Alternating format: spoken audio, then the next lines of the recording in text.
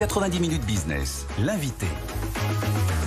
Notre invité ce midi, c'est Jean-Luc Bock, le président de l'ANMSM, l'Association nationale des maires des stations de montagne depuis la Plagne. Merci d'être avec nous, Jean-Luc Bock. On tire un bilan rapide de cette saison hivernale qui s'achève. Vous êtes content du taux d'occupation, de l'activité de cet hiver ? Bonjour, oui, à date, on est très content. Bon, la saison n'est pas terminée. La saison, dans la plupart des massifs, se finira entre le 15 avril et fin avril. Mais en tout cas, à date, on est très content, on est très satisfait puisqu'on est sur des chiffres qui sont extrêmement proches de l'hiver dernier, donc l'hiver antérieur, et on est quasiment au même niveau, voire même supérieur dans certains domaines et dans certaines, on va dire, montagnes qui composent l'ensemble de la chaîne française.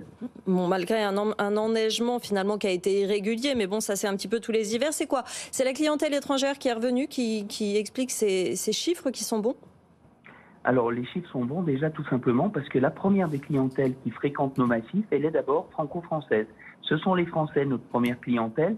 Ensuite, ce sont les Britanniques, les Belges et les Néerlandais. Donc, c'est vraiment l'Europe de proximité, voire juste à côté, puisque les Britanniques ne sont plus dans l'Union européenne. Mais en tout cas, c'est vraiment cette clientèle de proximité qui représente plus de 96 à 97% du remplissage de nos stations. Question de Jean-Marc Daniel. Oui, deux petites questions. La première, est-ce que tous les massifs sont concernés ou est-ce qu'on voit une sorte de décrochage de certains massifs par rapport à d'autres? Et puis la deuxième question, est-ce que les gens qui sont là dépensent autant qu'ils dépensaient auparavant? Alors, pour répondre à la première question, tous les massifs sont relativement bien fréquentés dans l'ensemble. Il y a eu des difficultés, on est tous d'accord, puisqu'il y a eu... on avait pas mal de neige, en fait, fin novembre, tout début décembre. Et la pluie est arrivée en moyenne et haute altitude pendant 3 jours, ce qui a lessivé un petit peu le manteau neigeux et occasionné des difficultés de maintien d'ouverture pour certaines stations. Mais en tout cas, la clientèle est venue à Noël, jour de l'an, l'intervacances. Ils étaient présents, ils étaient là. En février, on a eu des chiffres excellents par rapport à la fréquentation. Donc, dans l'ensemble, oui, on est très, très satisfait. Tout le monde de la montagne est satisfait. Même s'il y a des petites différences entre un massif et l'autre, entre certaines stations et d'autres. Et les dépenses ? Oui. Et concernant les dépenses, le panier moyen est plutôt identique, plutôt semblable. Évidemment, on a toujours tendance à penser simplement les très grandes stations avec un renom international, mais les autres aussi ont eu des dépenses qui ont été occasionnées justement par cette fréquentation. Et beaucoup d'Européens, comme je vous le disais, de proximité, notamment les Belges, les Hollandais, le retour des Allemands aussi en France, c'est important, et les Britanniques qui sont toujours notre première clientèle internationale.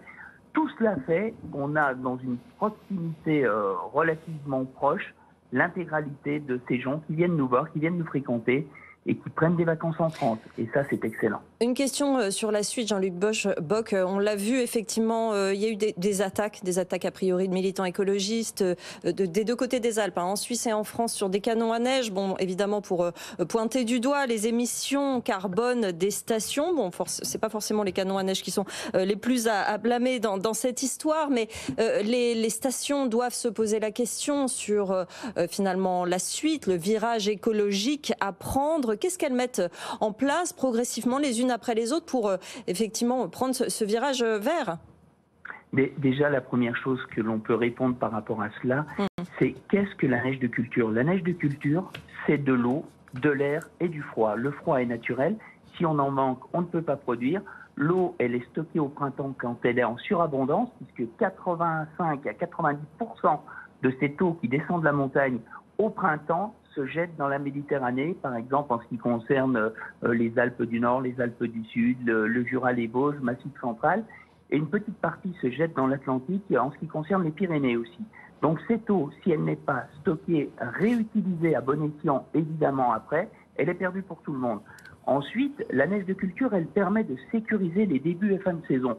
Cette neige, elle tombe sur le territoire avec l'utilisation, évidemment, de l'électricité pour qu'elle puisse rester. Mais quelque part, ça permet aussi, une fois qu'on a produit cette neige de culture, de la laisser fondre petit à petit, ce qui irrigue aussi, ce qui alimente aussi les territoires quand on est en manque de matières premières, quand on est en manque d'eau. Donc là-dessus, la neige de culture, c'est pas du tout une pollution comme on a bien voulu le raconter et le dire.